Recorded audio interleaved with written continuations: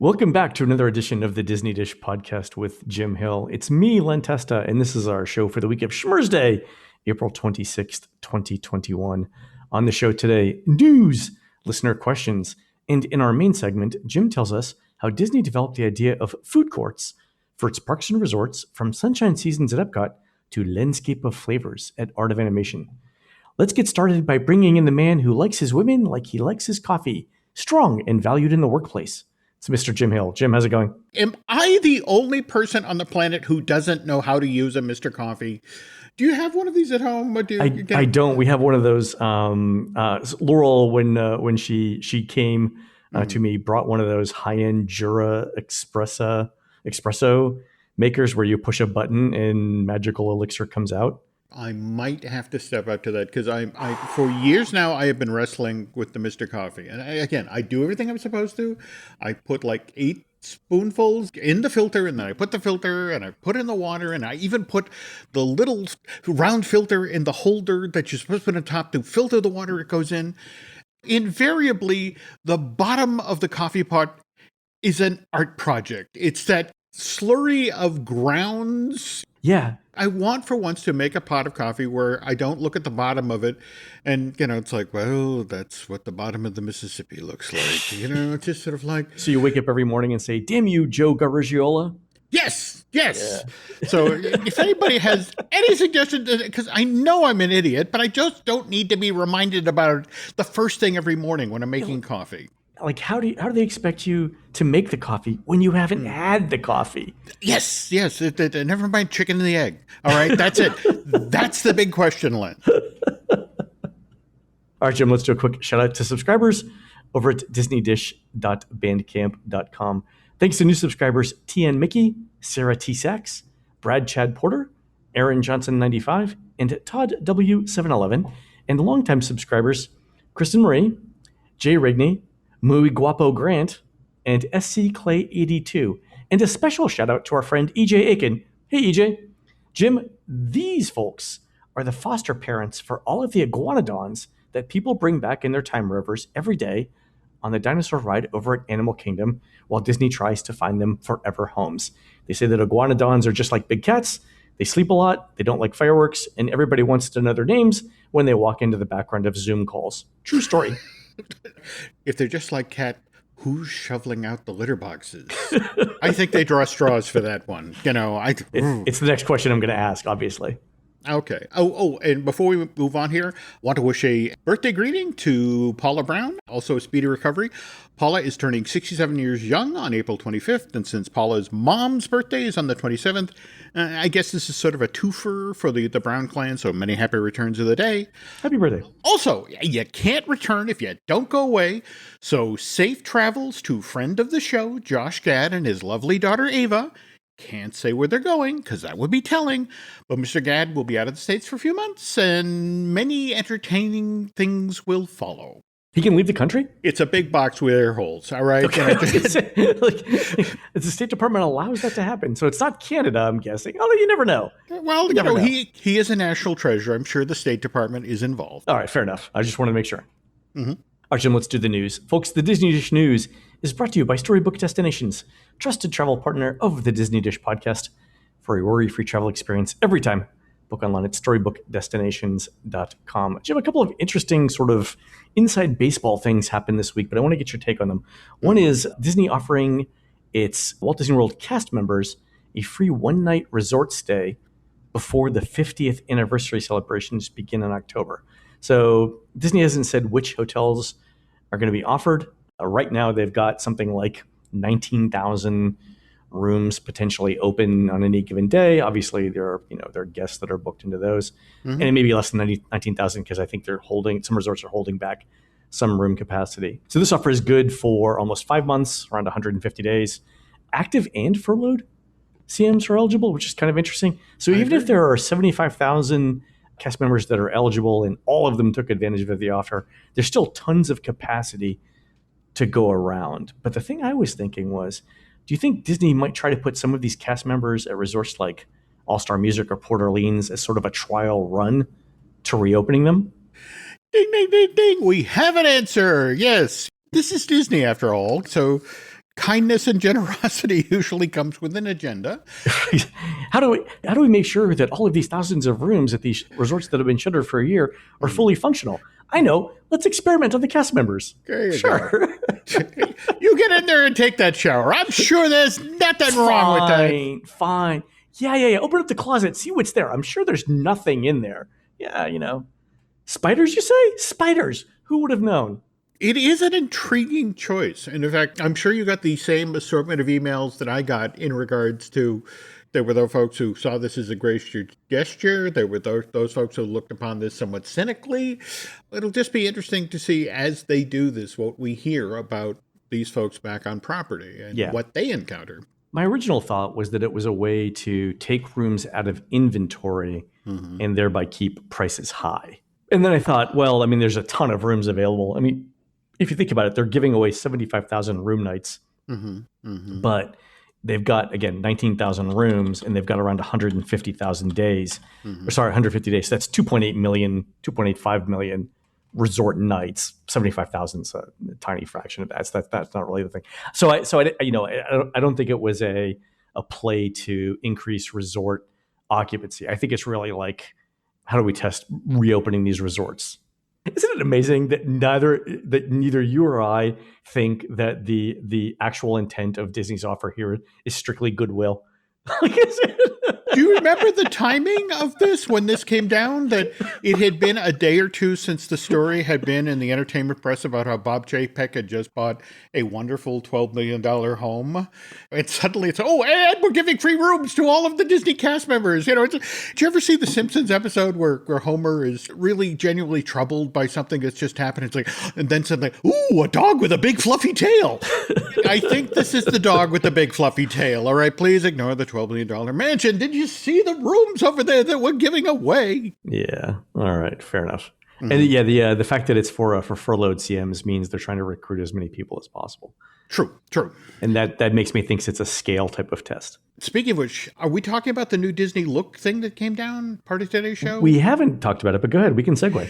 You were talking about bringing back the furloughed folks. And face it, there's a whole bunch of people who could previously never be considered for employment at Disney because they had visible tattoos or they had nose rings or that sort of thing. And there are so many people in the hospitality industry who are thrilled, absolutely thrilled that Disney has done this. Because if Disney can embrace these folks who previously haven't been able to be front of house, it means that the Hiltons, the Sheratons, the Four Seasons of the world, and if from a guest service point of view, because you can draw from such a bigger pool of candidates. Okay, so that's what I was thinking. So I did an interview with WFLV TV in Florida, and it got picked up and showed in a couple of other cities. But I said, they asked me why Disney was doing it. And I said, probably two reasons. One, it makes the guests feel more welcome if the cast members look like them. And now, when you're talking about 25 to 35-year-olds or 25 to 45-year-olds, I think a plurality, if not an outright majority of them, have some sort of tattoo or earring or some other nail polish or something like that, right? They so it's it's just a welcoming thing, right? And the cast members should look like the guests. Oh yeah. But the second thing was though, it's a way of providing a benefit to employees that's free. True. And when you're trying to recruit people, and this is going to lead into our next story, when you're trying to recruit people in a tight labor market, you can't afford to exclude that demographic from that age group, right? Because Disney traditionally pulls younger. In the service industry in general pulls younger people than other industries. But so if you're trying to hire, and I'm making up a number here, 18 to 35-year-olds, and you're automatically excluding those with more than one earring or visible tattoos, you've automatically shrunk your labor pool by X percent, right? And you're not doing yourself any favors there. Two things before we close on this topic. Just want to give credit for the fact that it wasn't Disney necessarily that kicked open the store. It was actually Starbucks. They did this like 18 months ago. And same thing, sort of opened the candidate of folks who could work at Starbucks to include. I'm not sure that if I walked into a Starbucks and my barista wasn't tattooed with multiple, I would be like, do you know anything about coffee? Like, are you sure you're part of this culture? I don't want to gatekeep here, but I have some expectations. There we go. Okay. And the other thing, just to close this out, did you see the pictures of the Disney look with now opening the door to tattoos and earrings and that sort of thing? They had one gentleman who was in the standard Jungle Cruise outfit, but he had a visible tattoo in his arm. And of course, somebody who... The Jungle Cruise poster. Yeah. I saw this movie. It was with Leonardo DiCaprio. It was called Inception. It was fabulous. There you go. Didn't understand a damn thing of it. But the other one, and it was absolutely perfect, was a gentleman in the full butler outfit for the Haunted Mansion, but he had a nose ring and earrings, and he had black polish on his fingernails, and it's like, of course this guy works at the Haunted Mansion. Yeah. Absolutely. I saw that, and I'm like, that's a plus as far as I'm concerned. No, totally. It's funny because the day after the announcement came out, I was in the Magic Kingdom, and I saw my all-time favorite VIP tour guide, whose name I won't mention.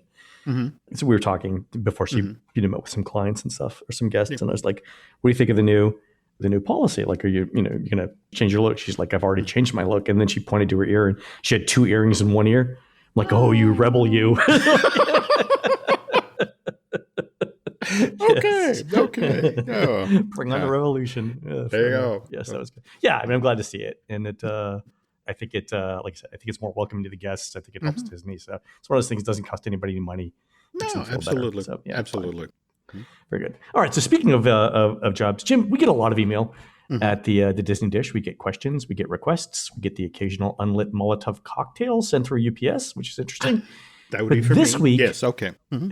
This week was the first time we've ever got a job offer, and this one came from the Patina Group, who operates several restaurants at Disney Springs. So Morimoto Asia, the Edison, Murray and Enzo's Hideaway, and Pizza Ponte.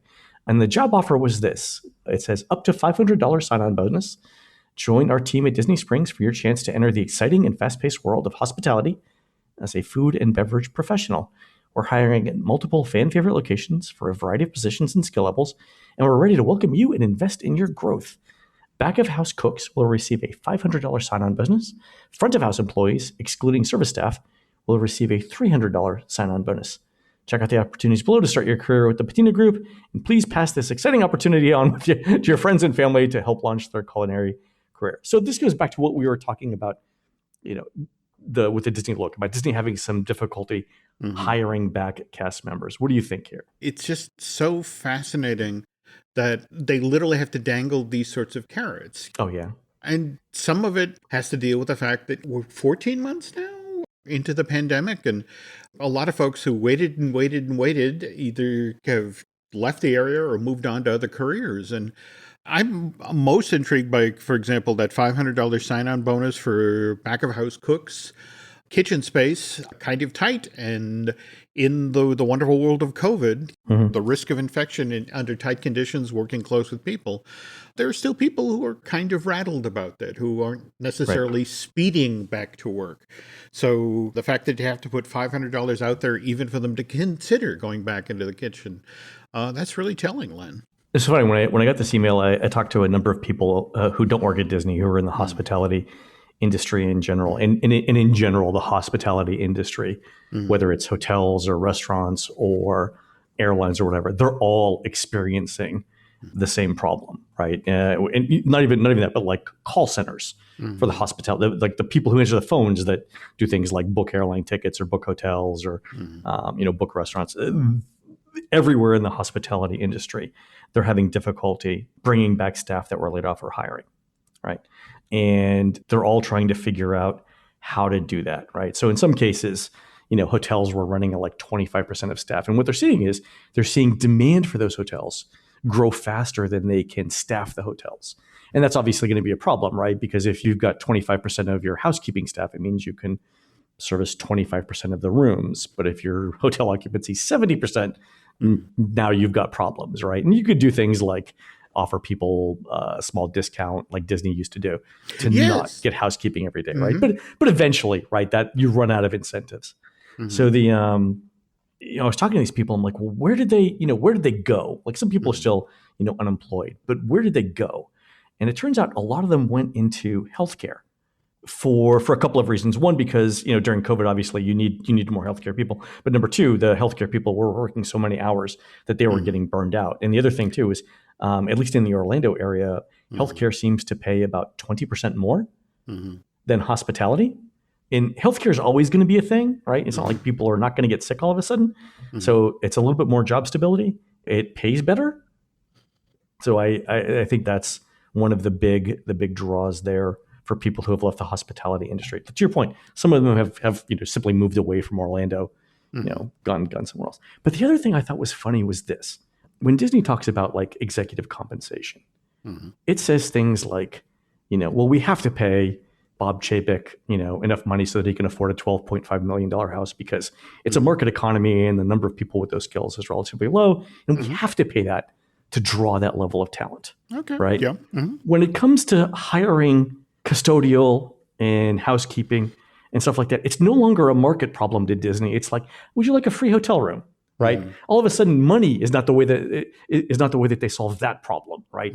You solve the executive problem with money, but God forbid you solve the hourly cast member problem with money. So I was actually talking to an executive at a hotel chain.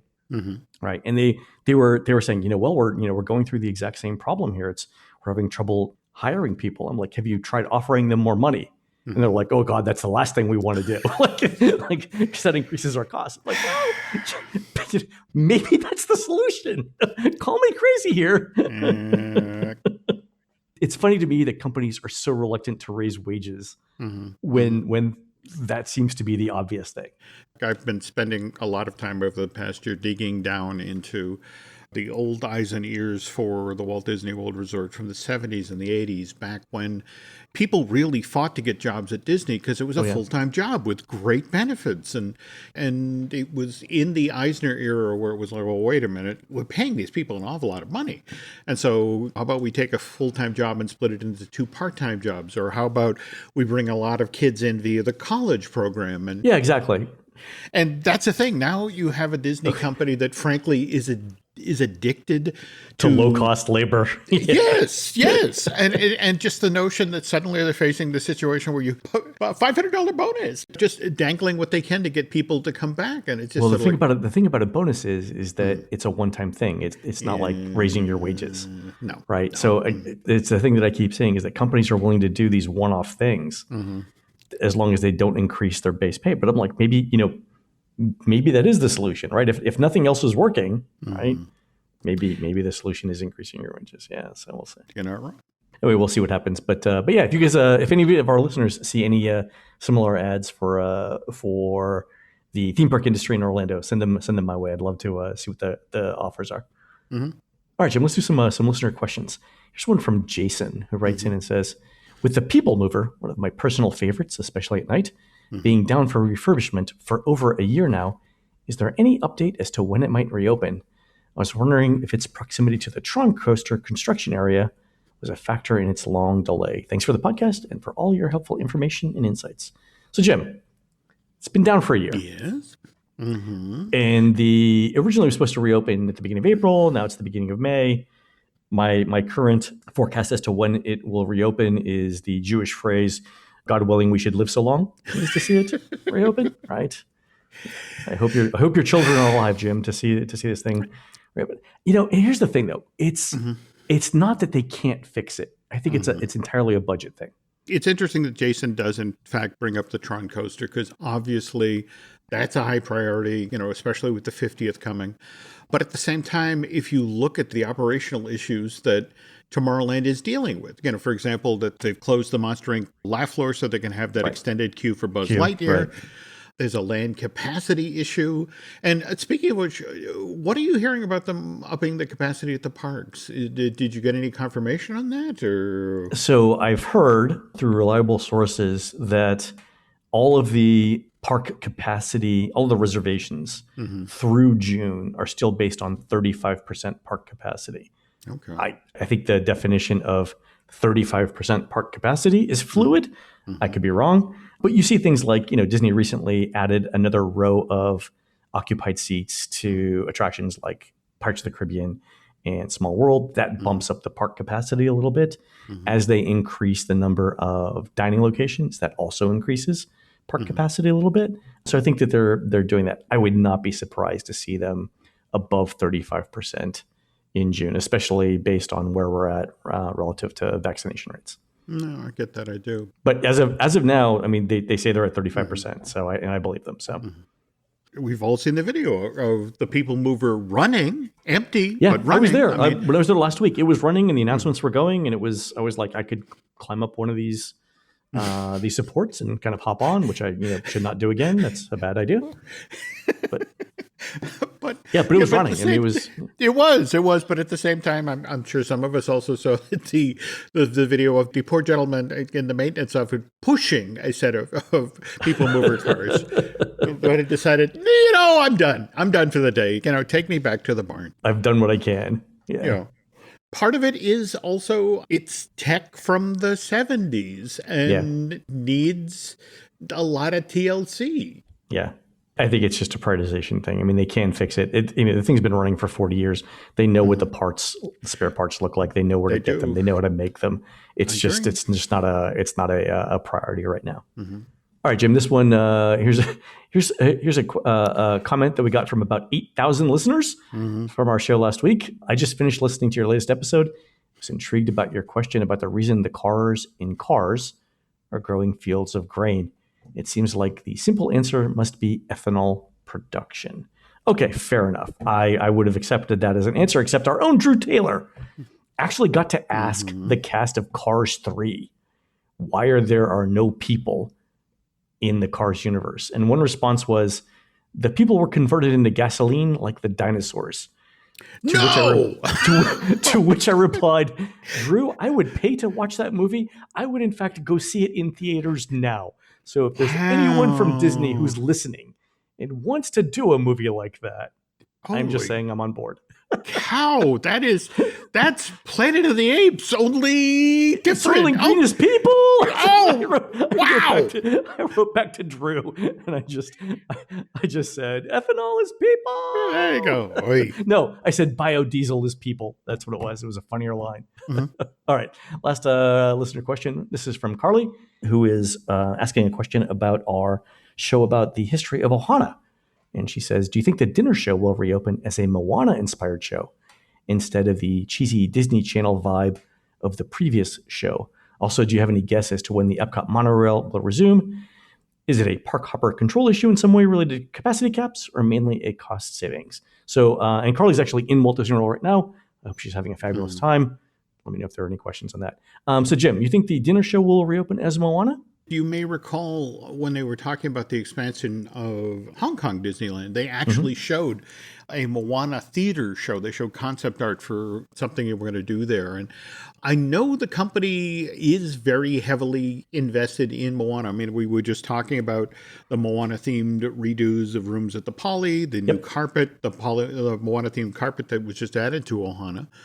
One of the things that's kind of bit them in the butt in regard, it's relatively easy to do a Moana face character, but, you then have to pair her with Maui. And Maui kind of has the same problem that the walk-around version of Wreck-It Ralph does. Wreck-It Ralph, yeah, exactly, yeah. You have to do those giant arms that look like, well, could you find anything better than body pillows? Because they never quite look as lifelike as they're supposed to. And when people want to shake hands or be hugged, it's just sort of like, okay, here comes the hard plastic.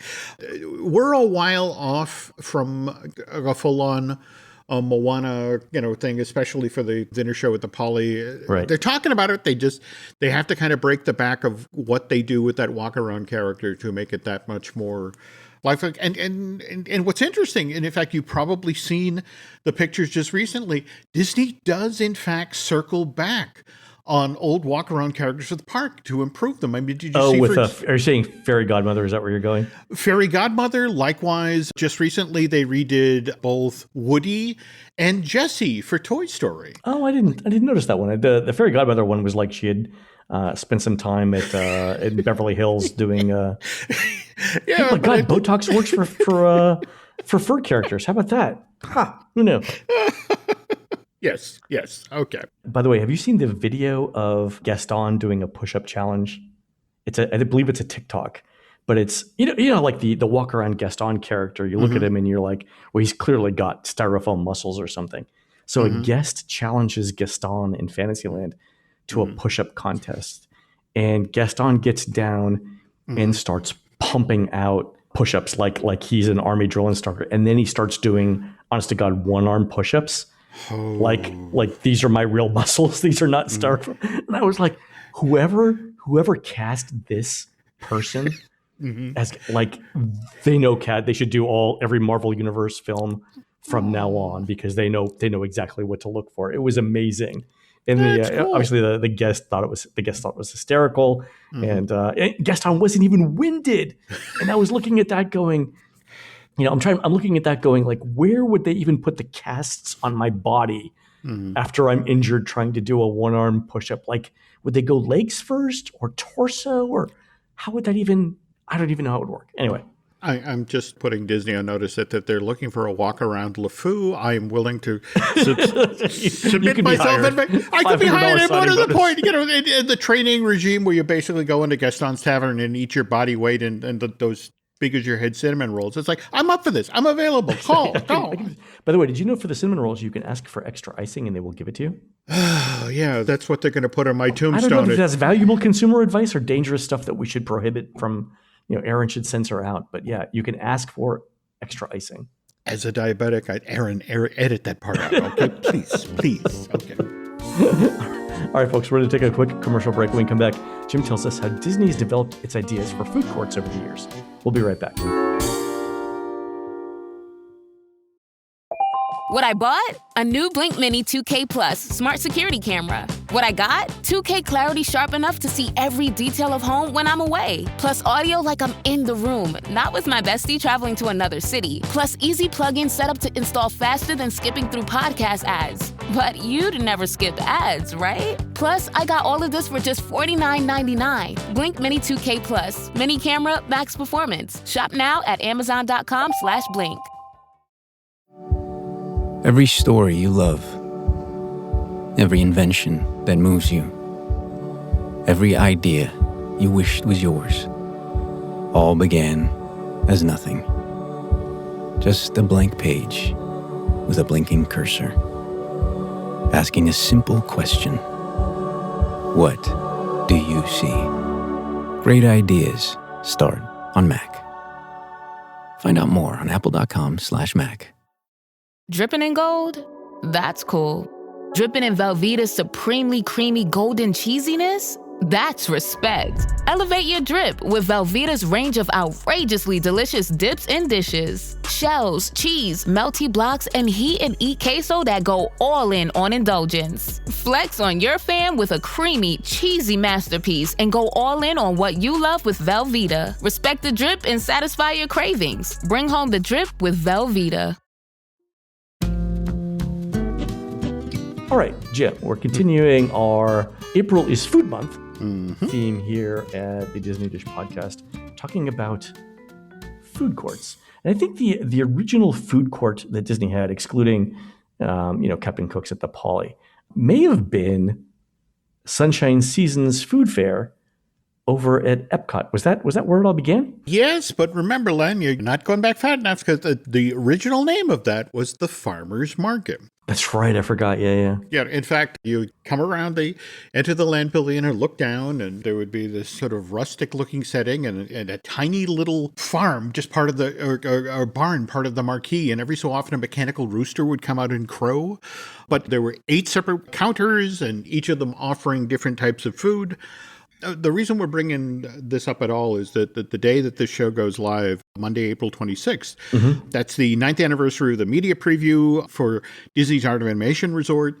And as you mentioned, the landscape of flavors, food court, 5 different quick service counters, 4 different Disney-themed dining rooms. In fact, each of them tied to the theming of the hotel. One was a Little Mermaid area, another was a Lion King, then Cars, and then Finding Nemo.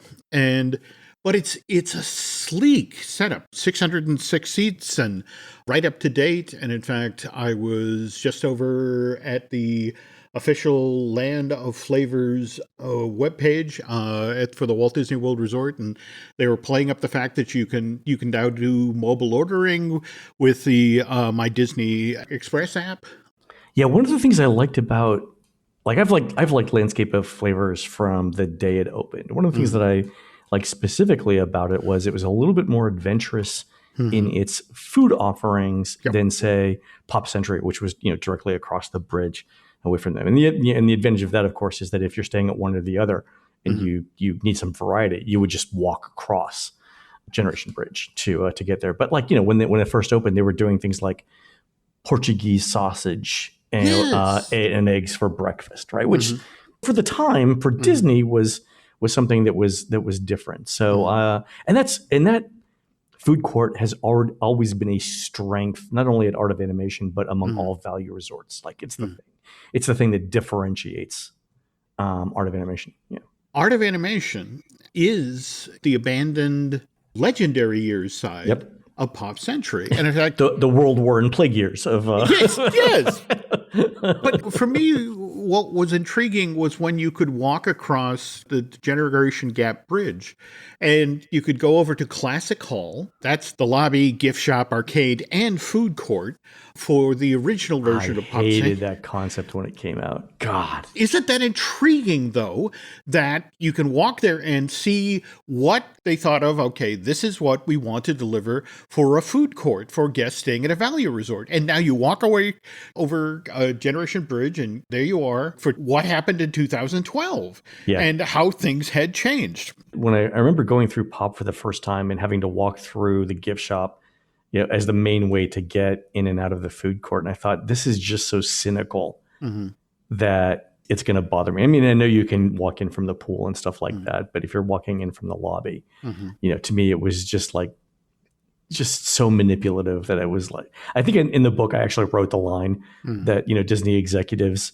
probably used the word synergy when describing it like it was cheap cologne. And it's so interesting that you mentioned that because they do the same thing over at Art of Animation. But I know. But why? Yeah. Why does it not bother me? Am I used to it, or is it just executed better? No, I think it's genuinely executed better. I think it is too. But speaking of better execution, let's talk about the farmers market. Okay. So going back to EPCOT. When EPCOT opens in October of 1982, a year out, you've got Disney's designers, especially the folks who were working on the food service aspect of the park. They're like, okay, now wait a minute, opening year, and we know what we can expect from all of the historic data that we have for the Magic Kingdom for its opening year, what we're going to see for an attendance level. And then they do the hard math that opening day, we're going to have 9 World Showcase pavilions ready. We're going to have 5 Future World pavilions open, and they can literally sit there and work the math based on, all right, what we need from the kingdom, what we're going to have.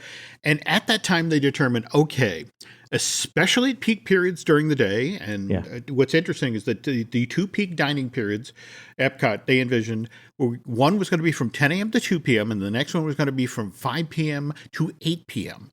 But for those peak periods, they needed to be able to serve 6,000 people per hour. Okay, so between 10 and 2. So 10 to 11, 11 to 12, 12 to 1, 1 to 2, 4. So that's 24,000 people for lunch. Yeah. And then 5 to 8 is 18,000 for dinner. Absolutely. Okay, so 10 to 11, 11 to 12, 12 to 1. So that's 24,000. I mean, average attendance in Epcot now is 34,000. So, okay, fair enough. Yeah, all right, I can see the numbers. Go ahead. But not everybody is going to want the exact same dining experience. Some people are going to want especially for Epcot, right? Okay. That's exactly. Some people are going to want a leisurely table dining experience. In fact, to watch over the years how buffeterias have gone away at Disney. That was Le Cellier initially. You went in there and you pushed. I never actually got to see it as a buffeteria. It left the year that I. The year before. I know. Bob went, and he remembers it fondly. Yeah, well, that's exactly. Yeah, again, Bob and I, old guys, we see these things.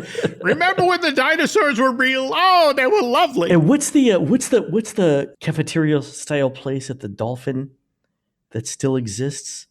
It used to be Tubby's. See, that's the thing. I'm dating myself. I went for the name Tubby's. So, okay. So I'm sure one of our lovely listeners will give us the name it's had for a decade. And it used to be like 24 hours too. Remember? Yeah, it did. It did. So, and then of course, in addition to table service, buffeteria, we have counter service. Right. These days, counter service goes by 2 names.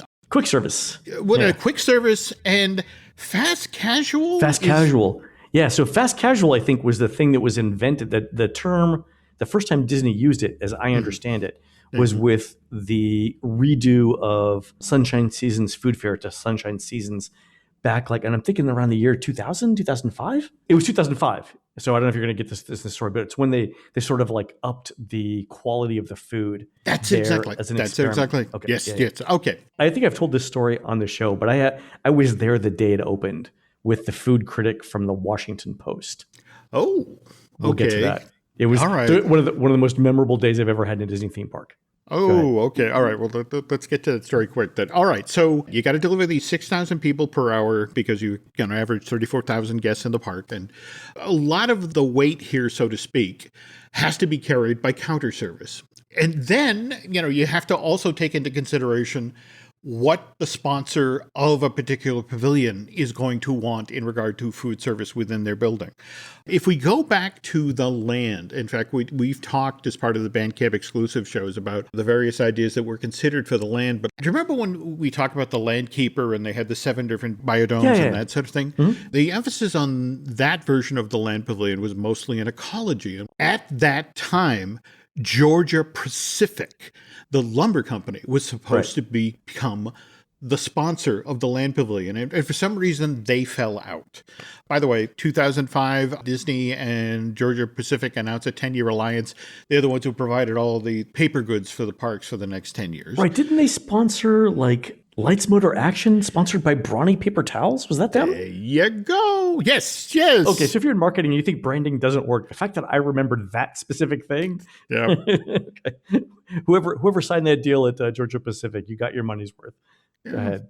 Somehow in 1978 or that, Georgia Pacific falls out, Kraft Foods comes in. Makes way more sense. Okay. Yeah, but at the same time, it means you suddenly have to change your theme of the land from ecology to agriculture. The problem is the name of the company is Kraft Foods with an S, not Kraft Food.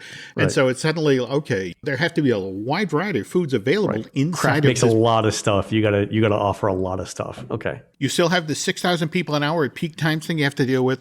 Yeah. So we talked on the previous show about how Disney pays attention, especially in the 70s, about things that were going on outside the parks.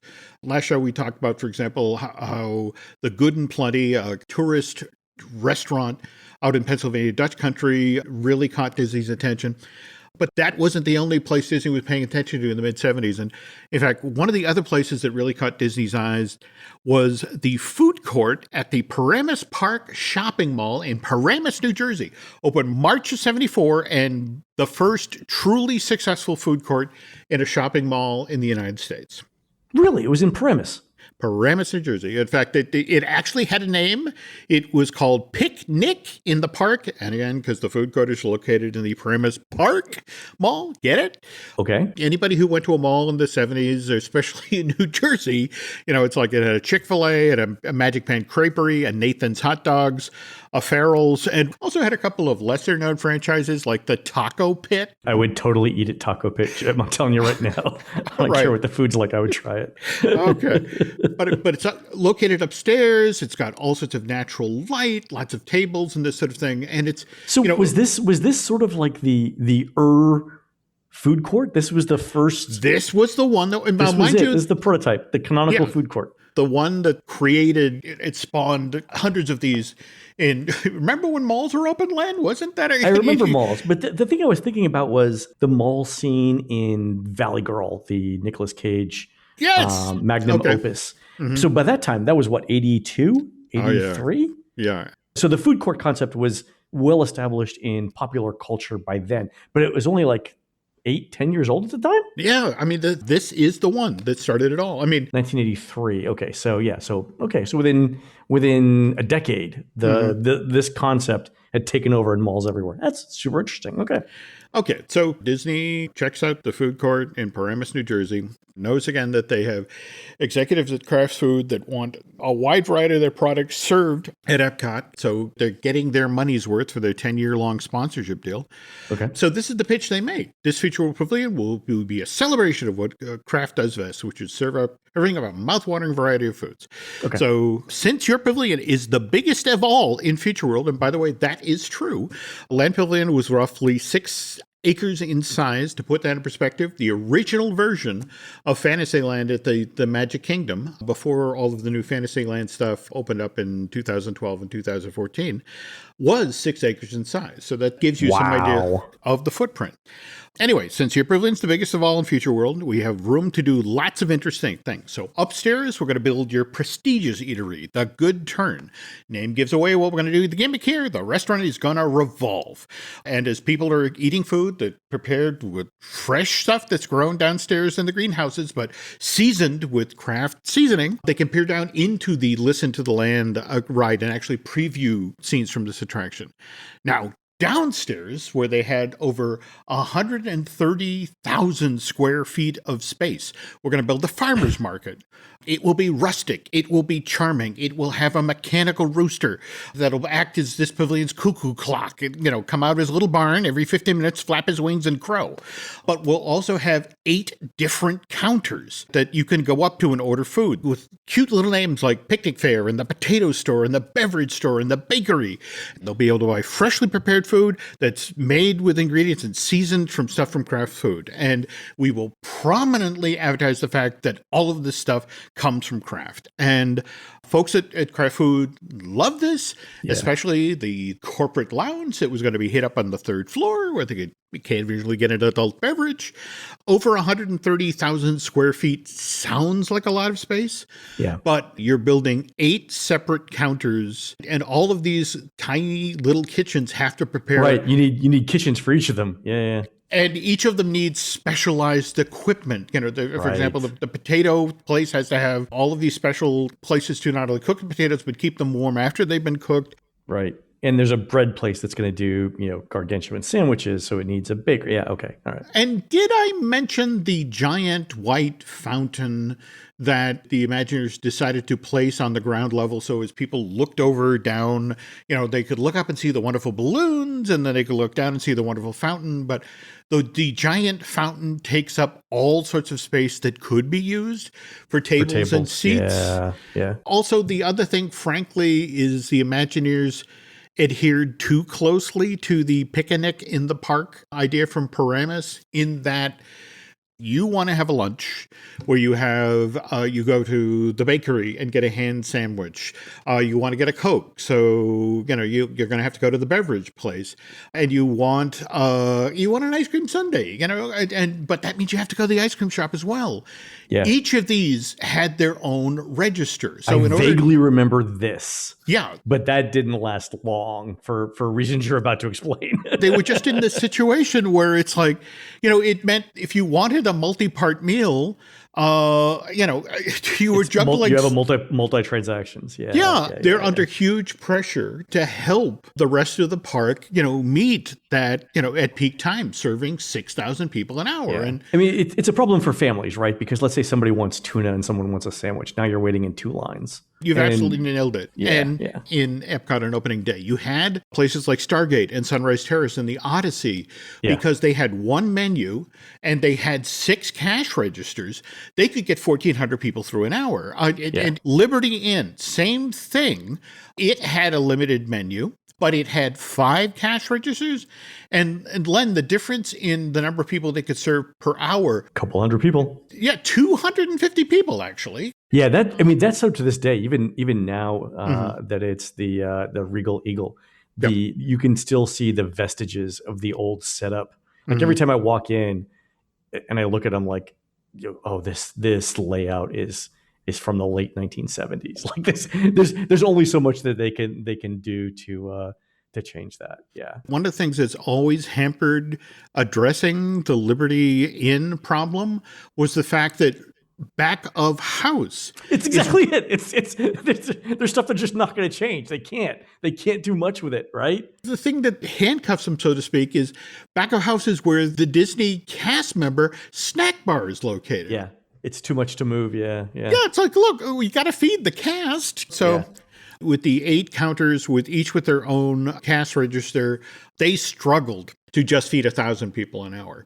And finally, when Kraft decided in 1993, it's like, all right, this has been nice. We're going to do something else now. And Disney brings in Nestle's to serve as the sponsor of the land. They're like, oh, good, we can finally fix all of these problems. And Nestle's like, well, we would really like it if this were back reopen in 2 weeks. Oof. It's like, what? This is not HGTV. We cannot do that this fast. Yeah. So inside of 2 weeks, they could change the signage. They could do a paint job. So that's when Farmers Market went down and came back up as the first iteration of this thing. It came back as the Sunshine Seasons Food Fair. Food Fair. Yeah. Yeah. But you mentioned 2005. And of course, that's when the Land Pavilion gets expanded on. That's when we get, the Soarin clone from DCA. Yep. And it was during that period where it's like, okay, we are finally going to address the problems that the workflow. That's when they go from the 8 different stations to, I think today there are 5. 5 or 6, yeah, depending on whether you count the dessert thing as the 6th. There we go. The registers now are all centrally located. You go and get your food and you have to come back and pay, but it's not a question of I need to do, 3 different transactions. You can all go to one place once you've gotten your food. So it helps. Yeah, you can send, if you've got, a couple of adults or an adult and teens, you can send in multiple lines at once. You can get beverages from any one of a number of locations. You can all pick up desserts separately without having to stand in line. Simple things like just drinks or coffee or bottles of water you can pick up with. There's grab and go for that. So it really has helped the flow. No, absolutely. And let's not forget that the really big thing, the fountain went away. The fountain went away, exactly, which opened up a ton of seating in the middle of it. So let me tell you the story of when I was there, opening day of the Land Pavilion for the Soarin media invite, back when I could get into media events. And I'm there with, Disney brings us in to do a bus tour of Future World. And I'm sitting next to Dave Smith on the bus ride. And Dave is just fabulous, telling stories and everything. Oh, sure. So I get off and Disney gives us a tour of Soarin and the revamped Land Pavilion. And it's, I think there's it's a bus. So there's 50 people on this tour. It's relatively small. And Disney's actually letting us ride Soarin over and over again. And the Imagineers are telling us to try different seats to see the different vantage points, and how it moves. And it was fantastic, right? So we get done and it's about 2:00 and the Disney PR people say, okay, the park is closed because we're getting ready for the media event that's going to start tonight at 7:30. And, your bus is, waiting at the front of the park, go ahead and exit and we'll drive you back to where you're going. And I happened to be standing, I was riding Soarin with one of the food reviewers for the Washington Post. And she said, do we have to leave? And in a moment that I'm sure the PR person from Disney will always regret, he said, no, if you want to stay, you can stay. So we decided to stay. And so we rode Soarin a little bit more, but then we walked out and realized that for Sunshine Seasons, every chef was getting ready to prepare for the media event at 7:00. So they were all furiously cooking up all the appetizers and the entrees and the desserts. And it's every executive Disney chef was there. Just an amazing amount of activity. So we're walking through. We just have to walk through, right? And there are no guests in the park, and there are very few cast members. Basically, if you're in the park, it's because you're working on something for the media event in a couple of hours. So we're walking through, and we go through Sunshine Seasons, and there are chefs there that are getting ready. I think at one time they did grilled salmon was one of the stations, and another one was Mongolian beef stew. So we're going through, and the executive chefs know who this person is from the Washington Post, right? Because they're the food reviewer for the Washington Post. Of course you know who this person is, right? So we're going through, and as soon as one of the executive chefs realizes who it is, everyone is like, please come try my food. And I'm just there, I'm some schmo, right? But I could basically be, right? So we walk over and we're tasting the smoked salmon, which was on a plank at the time, right? And it was fabulous, right? So we get to the Mongolian food thing, and it's the Mongolian soup, right? So it's like a beef broth. And Jim, they're cooking it in the only word I can describe is it's a cauldron. Right? Yes. It is a Yes. cauldron Huge. Right. of soup because they're doing it, for it's a huge media event, right? Mm-hmm. So the chef says, please come taste my Mongolian beef stew, and he's describing like, here are the spices, here's what's inspired me, Mm-hmm. and and you could see like there's the chef, but then there's like the whole group of sous chef people around it who are cooking it and chopping vegetables and getting the beef ready. There's just a lot of activity, right? So the food person from the Washington Review takes this like small bowl of soup, takes a sip, thinks about it and says, it's way too salty. And the chef looks at her, is like, oh God, turns around and says, dump it.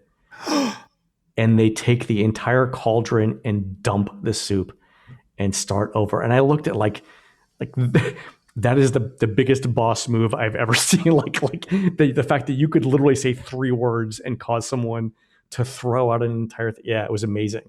But we tried it. We tried it later on that night, and it was fabulous. Holy, what a great story! Holy amazing. cow! And the chef was like, "All right, if that's and dumped an entire cauldron into one of those big industrial sinks." And I was like, "What the hell did I just see?"